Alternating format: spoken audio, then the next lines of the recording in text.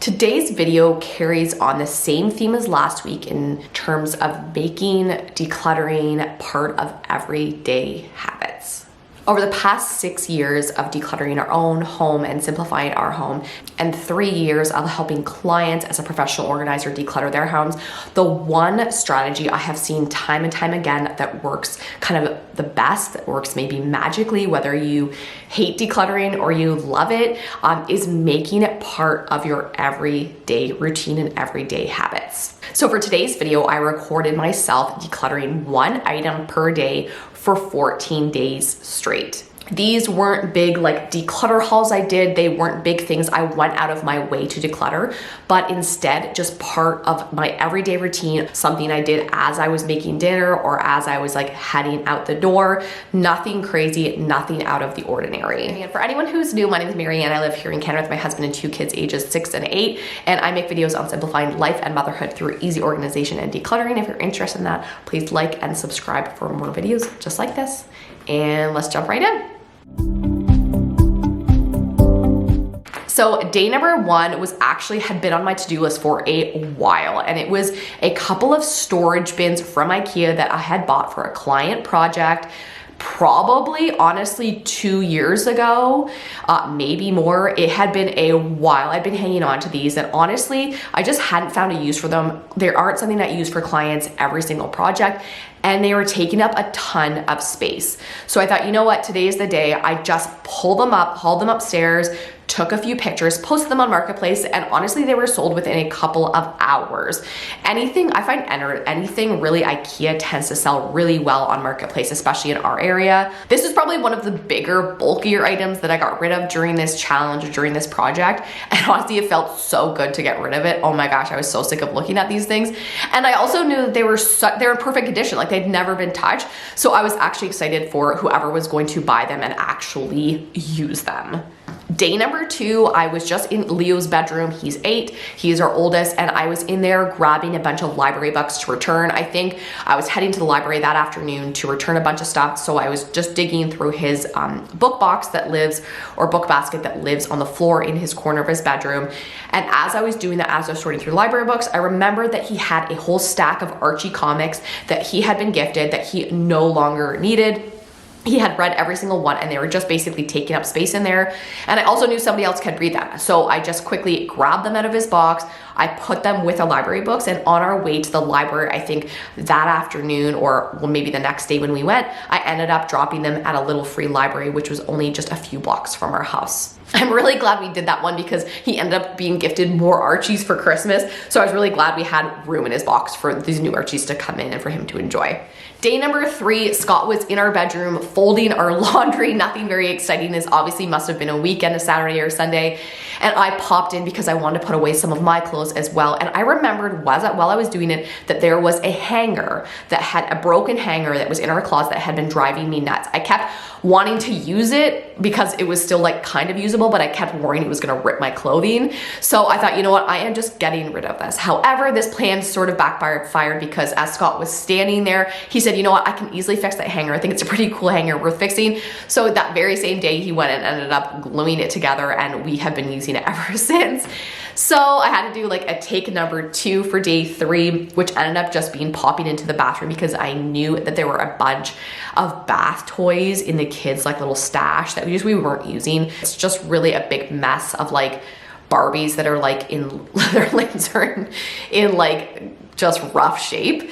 However, I knew for a fact that there was an item that I knew had rusted. It was a little mini Barbie luggage that should probably never have been in the tub because it had metal on it, and it ended up being super rusty. So I pulled it out of the tub like gross, took it to the kitchen. I think I just washed it in soap and water, got the rust off, and ended up putting it in our donate bin, and somebody else can use it as like a toy because we simply just did not need it.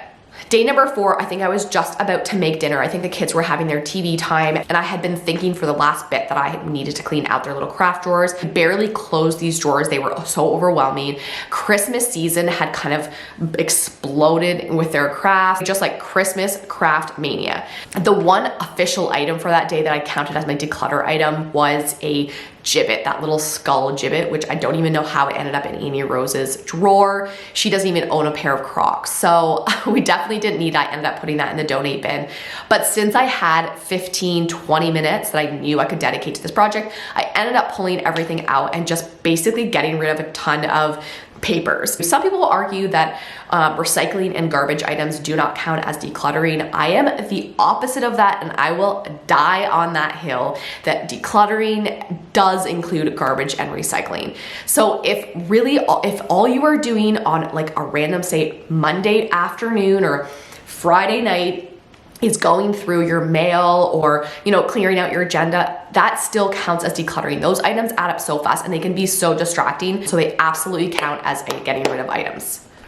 Day number 5, I think we were heading out to go tobogganing this day, and as I was going through our basket that holds all of our outerwear, so like our mitts and our hats and that sort of thing, I knew in the back of my mind there were a pair of splash pants that were size 5 that I knew neither of my kids could no longer fit into, that I knew were in there. So I grabbed those, I dug through, found them, grabbed them, and put them directly into our donate bin for another kid to enjoy this winter and spring. Day number 6 was probably Boxing Day by the looks of it, because it looked like I was ready to undecorate this house. I knew that as I was taking the decorations off of our mantle, I also knew that I was going to get rid of a bunch of our Christmas cards and the kids' crafts, that sort of thing. That's sort of our display area for anything that comes in the house that we sort of want to show off or we want to basically enjoy for a week or two. However, I did not count those items in this challenge because I knew in the back of my mind there was a black picture frame that we had, I think it had come out of Scott's keepsake bin that we'd recently decluttered, and I remembered that we thought it might work. We had an empty picture. We have an empty picture on our mantle that needs a frame. So we tossed that frame on there temporarily, but I'd realized since that it absolutely doesn't fit, and I knew I just needed to get rid of it because there's no point in us keeping it. It wasn't gonna work for us. So I grabbed that off the mantle as well and put that right into our donate bin. Day number 7, I just snuck this one in while the kids weren't looking. I think Scott had actually hidden this toy. It's like an inflatable bat, those annoying things you get like from a baseball game, or I don't even know where they come from. And we had hidden it because it had been such an annoying toy. And we had done it like a few weeks ago, and I'm like, oh, we gotta get rid of that. So I ended up pulling that while the kids weren't looking and put it into the donate bin and officially getting that out of our house. Day number 8, I think I was just about to prep the kids' lunches or snacks for the day, and I remembered that I wanted to have a quick look at where we keep the shelf where we keep our water bottles and thermoses, things like that. And I found that there was a water bottle that Leo had been gifted as part like of a treat bag at a birthday party, and it was actually really cute, but it just wasn't his style, and more importantly, it had like a traditional straw, so I wasn't able to send it with him on his school lunch. So it really wasn't much use to us, but I knew probably another kid would really like it. So I ended up grabbing that and getting rid of it, putting it into our donate bin. You can see I also tried to get rid of this kind of like gingerbread man water bottle that I think actually Leo's teacher gifted him. However, he was very attached to it, which I respected, and so I put it instead of getting rid of it completely, I just put it into our Christmas bins so we can pull it out again next year and enjoy it for the Christmas season next year. Day number 9 was my first day back to work after the Christmas holidays, and as you can see, this basket is sort of called our stuff basket or our action items basket or our outgoing basket. It's sort of where things go that need to leave this house or have some sort of action done on them. In this particular case, I had found over the holidays a bunch of branded clothing, like t-shirts and tank tops that were just sort of sitting in my office that I didn't need. So I grabbed those and I put them into a bag and I took them with me that morning to work and handed them out to my team members who could actually wear them and use them. Day number 10 was an item out of the exact same basket. It was the very next day, again, before work. The basket is now like buried in a fort, I think, because the kids were still on Christmas holidays at this point. I was going into work that day, but Scott was staying home with them, and I know that he was going to see his parents, and we had a stack of Tupperware that belonged to them. So I just handed that to him and kind of made that his job for the day, and magically he was able to pull it off, and he returned that to his parents where it belonged. Day number 11 was something I tackled right after work one day. If you remember me mentioning recently that I've been trying to find a new sort of system or storage area for our hand-me-down clothes, which is like a kind of a big category for us. And so I had got this set of plastic drawers around wheels. You probably, a lot of you have them in your home. They are in a lot of homes, and they are helpful in a lot of ways. And so Scott's mom had one left over in their basement she didn't need. So I thought, let's give it a shot. Let's try it out. And so I pulled some hand-me-downs out, sort of see if I wanted to see and test if it would work. It absolutely didn't work. It just wasn't functional for us. It wasn't big enough. It was not going to work for my project. So instead of dwelling on it or trying to force it to work, I just pulled everything out and took that set of drawers and just donated them, I think, like the very next day. Scott's mom didn't want them back for anything, so they were able to just leave the house. Day number 12, you can see, happened while I was just about to prep. I was just about to make dinner for the kids. And I remember that in that one cupboard right beside our oven, there was a McDonald's toy, so a Happy Meal toy that we definitely didn't need, and the kids were never playing with. They're not into Sonic at all. They didn't care about this. And so I grabbed it out of that cupboard and just tossed it into our donate bin to go along with a few other toys that we were donating. Day number 13, Scott had picked up a new little marketplace haul for us. So he had got a bundle of 3 gymnastics outfits for our youngest, Annie Rose 6. And she needed one of them, but they came in a bundle of 3, which you might find often happens with kids' clothes. And so I did a quick review of them. The one we actually wanted was the one that had the shorts. And then there was a second one that was also sort of colorful, and I think it might have had like our local gym club logo on it. So I ended up keeping those 2 because I knew she liked them. And then there was a third item, which as much as I loved, it was like a pale pink. I know she will never wear it, and she specifically said she didn't like it.